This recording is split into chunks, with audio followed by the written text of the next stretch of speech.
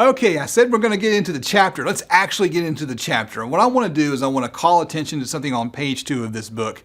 And, I hope to use this recording in the future, so I hate referencing a specific book.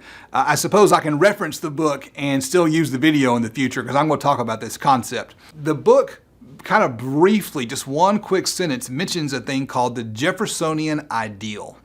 So this is named after Thomas Jefferson, and if you read some of what Thomas Jefferson wrote, you will see that he had this vision of a nation of small farmers, people who owned land and owned enough land so that they could produce enough food to feed themselves, take care of themselves, financially viable farms spread across the entire nation, a nation of farmers, not peasants, not serfs, but people who owned land and worked their land and produced something of value from their land.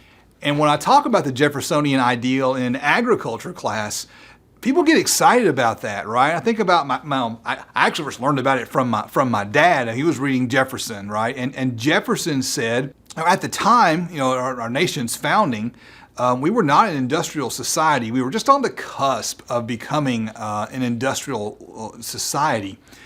And so this idea of if we're going to do something productive here in our nation, it's going to be agriculture was just obvious to Jefferson. Jefferson is kind of goes down in history as this pro-agriculture, pro-farmer individual that's in our founding of our nation.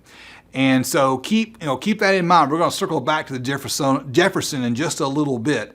And so I just want to point that out to you. Write that down. Jeffersonian Ideal. That's the kind of thing you're going to want to put in your notes and write down, a nation of small farmers, landowners who are free. Believe it or not, in a lot of ways, 1776, the notion of landowners who are free is radical, right? You go back in time a couple hundred years and you didn't have individuals owning land free to make their own decisions with it.